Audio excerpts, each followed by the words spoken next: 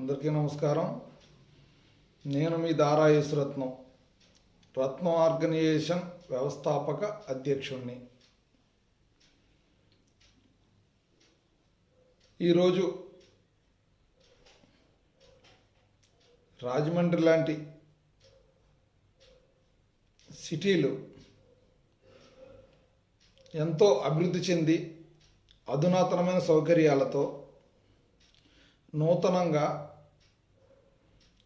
అభివృద్ధి చెందుతున్నాయి. ఇటువంటి నగరాల్లో అన్ని సౌకర్యాలు అన్ని ప్రభుత్వాలు కల్పిస్తున్నాయి. అద్భుతంగా తీర్చిదిద్ది ఒక గొప్ప నగరాలుగా తయారవుతున్నాయి. ఇటువంటి పరిస్థితుల్లో నగరాల్లో వీధి కుక్కల బెడద చాలా దారుణంగా ఉంది. దీనిపై ఏ ప్రభుత్వము చర్యలు తీసుకోవడం లేదు. దీనికి కారణం జంతు ప్రేమికులు వీటిపై చర్య తీసుకుంటే కోర్టుకు వెళ్తున్నారని ఒక సాకుతో మూగజీవాలను ప్రేమించడం మంచిదే, జంతు ప్రేమికులు ఉండడం మంచిదే. అందరూ మూగజీవాలను ప్రేమిస్తారు. ఆ మూగజీవాలు కాయా కష్టం చేసుకుని రాత్రులు 10, 11, 12 టైంలో ఇంటికి వెళ్ళే ఈ పేదలను ఒక్కసారిగా దాడి చేసి 20, 30 కుక్కలు కరిచేస్తుంటే, వారిపై దాడి చేస్తుంటే వారి భయాందోళనకు గురయ్యి ర్యాబిస్ వ్యాధికి గురయ్యి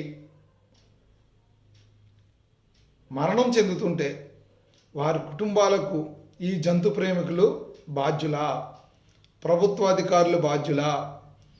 వారి నష్టాన్ని ఏ విధంగా భర్తీ చేస్తారు? ఇది సరైన ప్రక్రియ కాదు. ఏ వీధిలో చూసినా 20, 30 కుక్కలు ఒకే చోట ఉండడం, నడవాలి అంటే భయం, బండి మీద వెళ్ళాలంటే భయం. ఏసీ కారుల్లో తిరిగే అధికారులకు కానీ రాజకీయ నాయకులకు కానీ ఏం తెలుస్తుంది ఈ బాధ? ఈ జంతు ప్రేమికులు కానీ, ఈ ప్రభుత్వాధికారులు కానీ, ప్రజాప్రతినిధులు కానీ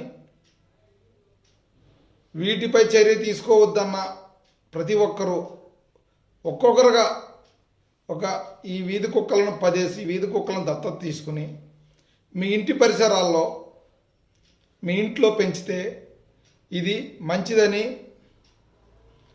అలా కాని పక్షంలో ఈ ప్రజలపై దాడి చేస్తుంటే ప్రజలను కరిసేయడం, వాళ్ళ మరణాలకు కారణం అవడం, దీనికి ఎవరు బాధ్యత వహిస్తారు? ఎంతోమంది చిన్నపిల్లలు, పెద్దవారు, ముసలివారు, బండి మీద వెళ్ళేవారు, వారు వెంట పడి కరుస్తుంటే వారి భయం, వారి యొక్క పరిస్థితి ఆ సమయంలో మీరు కూడా ఒకసారి సెవ చూస్తే తెలుస్తుంది. కులగణన, జనగణన చేసే ఈ ప్రభుత్వాలు ఈ వీధి కుక్కల గణన కూడా చేసి రాజమండ్రి నగరంలో ఉన్న జనాభా కంటే వీధి కుక్కలే ఎక్కువగా ఉన్నాయని మా యొక్క ఆందోళన. ఇటువంటి పరిస్థితిని ఇంత అధునాతనంగా, ఇంత నూతనంగా రాజమండ్రి డెవలప్ అయ్యే సిటీ, ఎంతో గొప్పగా కనపడే ఈ సిటీలో గ్రామాల్లో ఉండే వీధి కుక్కలు సిటీలో ఇంత దారుణంగా స్థైర్య వ్యవహారం చేస్తుంటే ప్రభుత్వాధికారులకు, ప్రజాప్రతినిధులకు పట్టదా? పేద ప్రజల బాధ, పేద ప్రజల యొక్క ఇబ్బందులు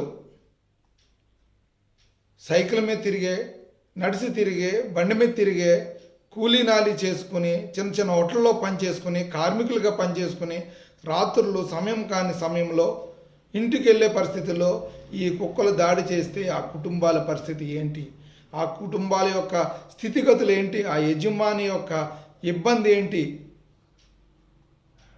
ఇది మీకు పట్టదా? ఎన్నో జీవోలు తీసుకొచ్చి ఎన్నో అమెండ్మెంట్లు చేసే మీరు వీటిపై జీవో తీసుకురారా? వీటికి ప్రత్యేకించి, కుక్కలకు ప్రత్యేకించి షెల్టర్లు ఏర్పాటు చేయండి, వాటిని పోషించండి ప్రభుత్వాలు. అంతేగాని ప్రజలపై వీటిని రుద్దకండి, ప్రజలపై వీటిని వదలకండి. ఏది దీనిపై చర్యలు? ఎంతోమంది కుక్కల కాటుకు బలయ్యి హాస్పిటల్కి వెళ్తుంటే అక్కడ అరాకొరా వైద్యం, అక్కడ సరైన వైద్యం ఉండదు. ర్యాబిస్ వ్యాధిని పడి ఆ యజమాని కానీ ఆ కుటుంబంలో ఒక వ్యక్తి కానీ చనిపోతే ఆ కుటుంబం యొక్క బాధ వర్ణనాతీతం. ఏసీ కార్లు తిరిగే మీకేం తెలుస్తుంది? అద్దాల మేడలో ఉండే మీకేం తెలుస్తుంది? ఈ చిన్న చిన్న బ్రతుకులు, ఈ చిదిగిపోయే బ్రతుకులు, ఈ చిందరవందరమయ్యే బ్రతుకులు ఒక్కసారి ప్రభుత్వాలు గమనించాలి, ప్రజాప్రతినిధులు గమనించాలి, ప్రభుత్వ అధికారులు చర్యలు తీసుకోవాలి. లేని పక్షంలో మీకు అటువంటి పరిస్థితి ఎదురైనప్పుడు తెలుస్తుంది బాధ అనేది. గొప్పలో చెప్పుకోవడం కాదు. రాజమండ్రిని అధునాతనంగా తయారు చేస్తున్నాం. ఓకే, తయారు చేస్తున్నారు. రాజమండ్రిని ఎంతో నూతనంగా తయారు చేస్తున్నారు.